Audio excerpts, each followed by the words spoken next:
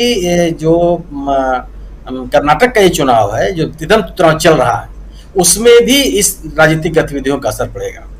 अगर सतपाल मलिक वहां प्रचार करने के लिए भी जाते हैं, तो हालांकि मुझे लगता है कि राष्ट्रीय मुद्दों को उस राज्य में उठाने की आवश्यकता नहीं है, लेकिन फिर भी वह बीजेपी के लिए एक बड़ा हमला होगा। बीजेपी जिस तरीके से राष्ट्रीय सुरक्षा, राष्ट्रीयता और के तमाम मुद्दों को उठाती रही है, उन मुद्दों पर सीधा हमला होगा सतपाल मलिक के इन आरोपों का। मुझे लगता है कि भारतीय जनता पार्टी के ऊपर ये दोनों घटनाओं का बहुत ही व्यापक असर पड़ेगा और जो विरोध के लोग हैं उनको ताकत मिलेगी। जी जी, बिल्कुल बिल्कुल। बहुत सारी बातें धीरे धीरे हम आगे पढ़ते खोलते जाएंगे, आगे बढ़ते हैं। प्रशांत टंडन जी, किस रूप में देखा जाए 2-3 घटनाक्रम, लेकिन सबसे पहले राहुल गांधी का बंगला खाली करना, ये भी आज सुर्खियों में है। सुर्खियों में इसलिए है क्योंकि जब बंगला खाली कर रहे थे तो वहां पर आप देखिए उनकी बहन प्रियंका गांधी भी थी, उनकी माता जी एक्स सीपी के घर पे रहूंगा कह रहे हैं, यानी कि सोनिया गांधी जी भी थी, और बाकी तस्वीर उनकी बात आप सब सुन चुके हैं। आपकी प्रतिक्रिया इस पर? राजीव जी, जैसा आपने कहा कि लोग मकान के लिए पार्टी बदल रहे हैं, और इस दौर की राजनीति में इस तरीके से चाबी हैंडओवर करना एक बड़ा विलक्षण मौका है जो देखने को नहीं मिलता है। तो राहुल गांधी ने ये तो मिसाल एक कायम की है कि ऐसी भी राजनीति हो सकती है जहां मकान को लेना धोना ना हो, मकान को लेकर अदालत के स्टे नहीं मांगे जा रहे हों, मकान के लिए कोई सिक्योरिटी का हवा नहीं खड़ा किया जा रहा हो। तो ये अपने आप में एक बड़ी घटना है आज के दौर की राजनीति में, और इसको राहुल गांधी ने अंजाम, मिसाल बननी चाहिए, अच्छी चीजों की मिसाल बननी चाहिए। एक बात। दूसरी बात देखिए, जो राजनीति में हो रहा है तो उसमें 2 घटनाएं हो रही। तो सतपाल मलिक का जो मामला है, देखिए सतपाल मलिक किस पार्टी में है? बीजेपी में है। और अभी भी हैं। उनका मैंने इंटरव्यू किया, उनसे पूछा भी इस बारे में, तो उन्होंने कहा मैं बीजेपी में हूँ, 2004 से बीजेपी में है। तो बीजेपी के हैं वो, जम्मू कश्मीर के गवर्नर हैं, रहे हैं। अब वो एक बात कह रहे हैं जो विपक्ष उठा रहा है। अच्छा, विपक्ष क्यों नहीं उठाया? विपक्ष भी तो यहाँ पे कोई कीर्तन भजन करने तो आया नहीं है। एक पूर्व गवर्नर ऐसी बात कह रहा है, सनसनीखेज बात कह रहा है, रहस्योद्घाटन कर रहा है एक बड़ी लापरवाही की, जिसमें 40 सीआरपीएफ के जवान मारे गए थे। तो विपक्ष उसमें उसको इस्तेमाल क्यों नहीं करेगा? कोरी, अगर मैं राजनीति की बात करूं तो विपक्ष के सामने बड़ी दुविधा थी कि इस मामले में वो एंट्री कैसे ले, और बार बार वो कोशिश हो रही थी। और आपको याद होगा कि 2019 में विपक्ष पुलवामा के मामले में बिल्कुल एकदम, जिसको कहें कि हथियार उसके हाथ से निकल गए थे, सब कुछ था ही नहीं, ऑलमोस्ट वॉकओवर दे दिया गया नरेंद्र मोदी को। अब विपक्ष के पास उसी पुलवामा में बाजी पलट गई। यही पॉलिटिक्स की, भारतीय राजनीति की खूबसूरती है कि कब गेंद किसके पाले में चली जाए। अब ये गेंद विपक्ष के पाले में चली गई है, और बड़े क्रेडिबल इंसान के द्वारा गई है। आपको याद होगा कि इसी पुलवामा के बयान में एक चूक हो गई, और उसमें राहुल गांधी ने दिग्विजय सिंह को थोड़ा तल्ख शब्दों का इस्तेमाल कर लिया दिग्विजय सिंह के लिए, इतने सीनियर नेता के लिए। तो क्योंकि पॉलिटिकल पार्टियां बड़ी दुविधा में थी इसको लेकर, खासकर कांग्रेस, क्योंकि बड़ी पॉलिटिकल पार्टी है, बाकी पॉलिटिकल पार्टियां तो राष्ट्रीय मुद्दों पर उस तरीके से बोलती नहीं है। तो उस दुविधा को सतपाल मलिक जी ने वो कर दिया, इनको हथियार दे दिया कांग्रेस को, और उठाएंगे, कांग्रेस उठाएगी।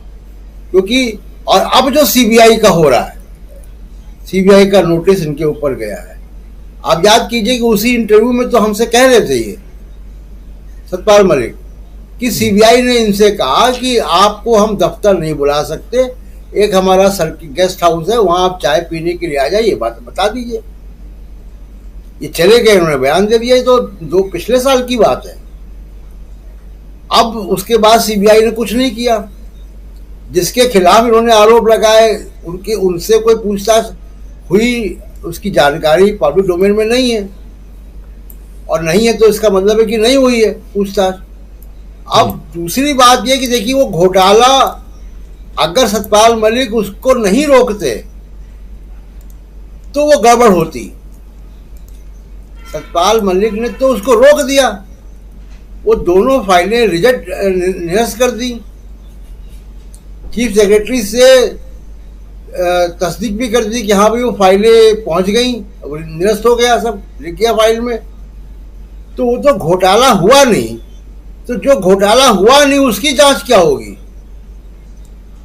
उसकी जांच तो उनसे करनी चाहिए जिनके नाम है एफआईआर में या जिनके खिलाफ आरोप लगा रहे हैं सतपाल मलिक। दूसरी चीज की देखिए, टेक्निकल मामला है, इसमें वकील लोग अपनी राय रखेंगे। जहां तक मेरी जानकारी है कि अनुच्छेद 361 संविधान का, उसमें आप गवर्नर और राष्ट्रपति से कानूनी जो आपराधिक मामले आप दर्ज नहीं कर सकते। अब जो गवर्नर साहब ने किया, सतपाल मलिक ने, वो गवर्नर रहते हुए किया। जो एक्शन हुआ वो गवर्नर रहते हुए, उस एक्शन को वो बता रहे हैं मुझसे या दूसरे मीडिया के लोगों से, उसके लिए उनको सीबीआई का नोटिस है। तो ये तो बड़ी मतलब आश्चर्य की बात है कि सीबीआई का नोटिस अब क्यों आ रहा है। तो अब इसलिए आ रहा है कि उसका राजनीतिक कारण, बड़े सिंपल सी बात है। आप सीबीआई के कार्य प्रणाली को देख ले कुछ वर्षों की, तो सीबीआई की जो टाइमिंग होती है वो बड़ी अद्भुत होती है। तो वो पंजाब में चुनाव होगा तो एजेंसियां चन्नी के घर पहुंच जाएंगी, महाराष्ट्र में चुनाव होगा तो पवार को सम्मान पहुंच जाएगा। तो ये टाइमिंग बड़ी, एजेंसियों की टाइमिंग बड़ी अद्भुत है। तब अब उसी टाइमिंग के हिसाब से ये अगर माना जाए कि जो सतपाल मलिक ने 2-3 बातें कही हैं, चाहे वो मेरे इंटरव्यू में, चाहे वो दूसरे मीडिया के साथ जो बातचीतें उनकी हुई हैं। एक, उन्होंने पुलवामा पे लापरवाही की बात की है। दूसरे, उन्होंने प्रधानमंत्री के करप्शन के मामले को लेकर कहा, हमारे इंटरव्यू में भी कहा कि भाई वो प्रधानमंत्री के लोग हैं। गोवा में करप्शन के मामले उठाए उन्होंने, माइनिंग में। उन्होंने ये कहा कि आरएसएस के लोग वाइस चांसलर बनाए जा रहे हैं, हर जगह नियुक्तियां हो रही हैं। ये सब बातें वो कर रहे हैं, जो कि सरकार के लिए और व्यक्तिगत तौर पर नरेंद्र मोदी के लिए बहुत एम्बैरसिंग है। और उसके बाद उनको सीबीआई का नोटिस जाना, तो ये तो वही टाइमिंग है जो होती रही है। एक आखिरी बात मैं केवल ये कहूंगा कि हम लोग एक हेडलाइन मैनेजमेंट के दौर से होकर गुजर रहे हैं, जहां किसी एक चीज को दबाने के लिए कुछ दूसरी हेडलाइन आती है, दूसरी हेडलाइन को दबाने के लिए कुछ तीसरा आता है। इसमें आप अतीक अहमद के हत्याकांड को भी जोड़ कर देख सकते हैं कि कैसे वो हत्या हुई और वो हेडलाइन में आ गया। उसके पहले कभी अडानी हेडलाइन पे, कभी सतपाल मलिक, कभी पुलवामा। ये हेडलाइन जो हम जंप कर रहे हैं, कभी ऐसा लगता है कि इसको कोई कंट्रोल करता है पीछे से, और अगर वो कंट्रोल करता है तो मुझे लग रहा है कि उसका डैशबोर्ड किसी और के हाथ में चला गया है।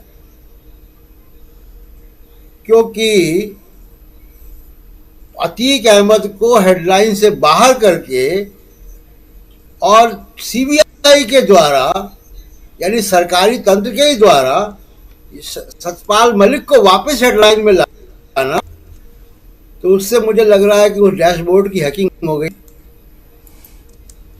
जी, हैकिंग हो गई है, बिल्कुल। और आजकल ये संभव भी है।